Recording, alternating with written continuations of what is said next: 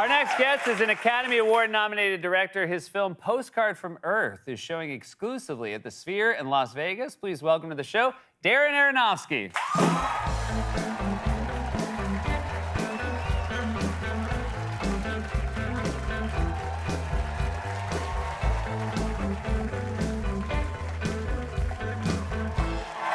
Thank you for being here. Thanks for having me. I'm very excited to talk about this technical marvel of film, but I also want to start, the first time I became aware of you was your film Pi, which came out in the late 90s, which is a wonderful film. We just had our 25th anniversary. You just had the 25th. Yeah. You made this movie for $60,000? Yeah, pretty much. And so it was this very lo-fi film. It was just like cut and run, you made it, but it was great storytelling, and it was the beginning of things. And now, this is so different, what you did How with things change. So the Sphere is in Las Vegas. Yeah. And everyone's seen that thing. there you go. Yeah. And so when they first approached you, like, what did you know about this Sphere? I knew it was a crazy idea. Yeah. But I couldn't really imagine what a TV screen 4 football fields large would feel like. I actually didn't get to see it till August of this year. That was the first time they turned it on.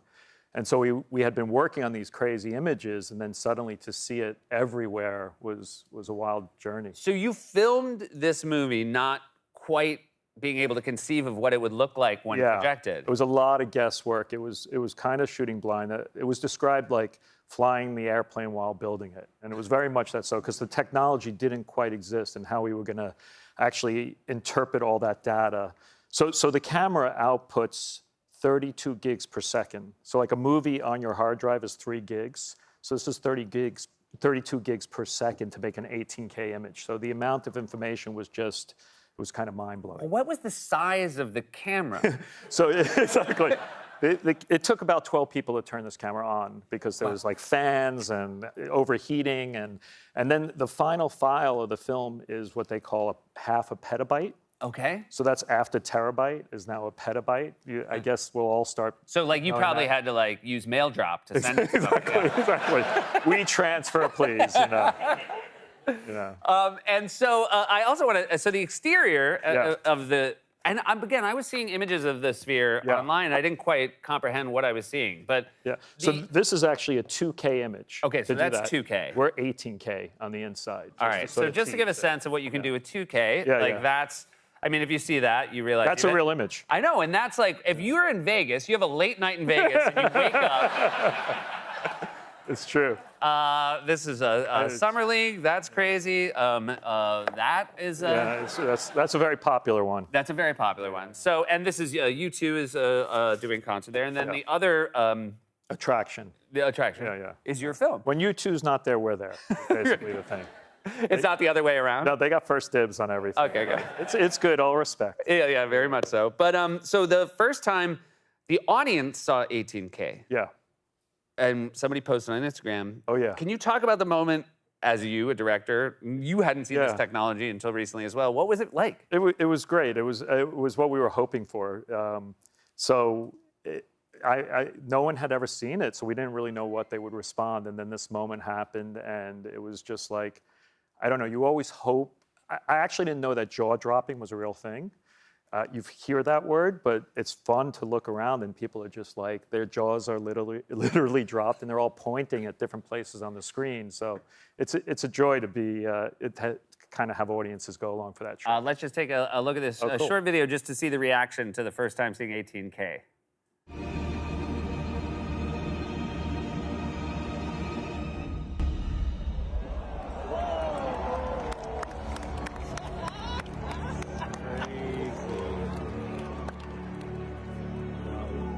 Yeah. No, we have to stress, of course, that's on someone's phone. Yes, exactly. That's not what it's going to look like for you guys. It's true.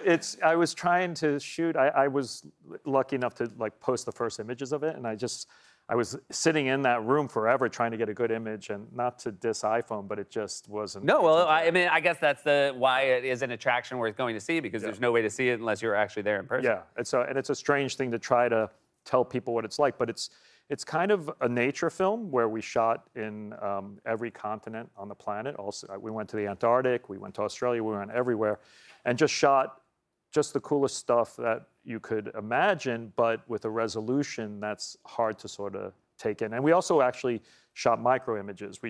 There's one shot of a praying mantis. And most people, when you think of a praying mantis, you're like with a magnifying glass or you're really close staring at it. But this is a 150-foot tall praying mantis, fully in focus. And so you could look at it, and it's not like anything you've seen before. It's pretty cool. Now, nature, you've actually done some nature filming before this as well. Was that something, when you first got into filmmaking, is that a path you thought you would maybe take? I come from that background. I was originally trained as a field biologist. Strangely enough, I did a bunch of research out in nature, and I've been kind of connected to lots of green groups over the years. And then a really smart executive remembered that about my bio and connected me with a show called One Strange Rock, and it led to Welcome to Earth and Limitless and all this Nat Geo work I do. So when this came along, I was able to get the best people in the business to come work on it with us. How did you find your way into filmmaking? Was that something that came to you in college? Yeah. I went to college and I really didn't know how to write. And my roommate was making animation cartoons, and he was getting A's and I was getting B's, and I was like, oh, maybe I should start taking drawing classes. So that's how it started. And when you go out in nature, especially, again, when you have this camera that no one's ever used before, I mean, is it so thrilling to know that you're going to find the things that you would want people to see for the first time? Yeah, it's hard. It was kind of a jigsaw puzzle, because the camera was really unwieldy. Yeah, it was very. I can't believe the praying mantis stayed still for its shot. I think you had to shoot things that held still, and like a praying mantis after it eats something sort of sits there for a while digesting. So that's when we shot it. But you look for things like that. We tried to move the camera a few times. It's very tricky, and then. We did a lot of really cool stuff. We attached it to a helicopter and flew it around for a while, which was great because I got to do that with these incredible pilots. And we were up in Oregon when there was all these incredible forest fires, and we were just flying over the most incredible landscape, and just knowing we were capturing it with something that looked as real as what we were seeing. So obviously you love nature, you love being in the outdoors. How did you enjoy your time in Las Vegas? There's a lot of great talent comes through that. I saw Adele twice, so wow. I can't whine. It was an amazing show. I saw Copperfield. I just tried to take in all the different. How much time did you have to actually technically spend in Las Vegas? Too much, but I think it was. But there's also the Pinball Hall of Fame. Yeah, which is. I have friends who've gone to the Pinball Hall of Fame. It's amazing. Do you have a favorite pinball game? Oh, that's a good question. It depends what era, what decade. Gotcha. But the old school, it was a game called Taxi, where you have to pick up Gorbachev. Yeah. Oh. Old school. You know. But then, it was like he was Taxi plus Gorbachev. Exactly, I think we know when it's from. Exactly. And then, but I got into the Twilight Zone game this last time. It was a good Medieval Madness. Did you ever play Medieval? Love it. That's a great game. It's a great game. Yeah. All right. I think when you tell people you went to Vegas and they're like, "What'd you do?" You're like, "Pinball, baby." They're like, "Oh, you're the wrong person to go to Vegas." I did have a run though after, after the premiere, and people really liked it. And I was at the casino. I don't gamble, and my friends were at the table all losing. And I was like, you know what? All this positive energy is my way. And I did a run, and I walked out with $800 in my pocket. $800? Yeah. That's fantastic. That's how many. That's how crazy the pixels are. There's more pixels than there are money you won in Vegas. Exactly. Hey, thanks so much for being here. Thanks I really can't wait to see it live. Darren Aronofsky, everybody, Postcard from Both. Showing exclusive in the Sphere in Las Vegas. We'll be right back with more Late Night.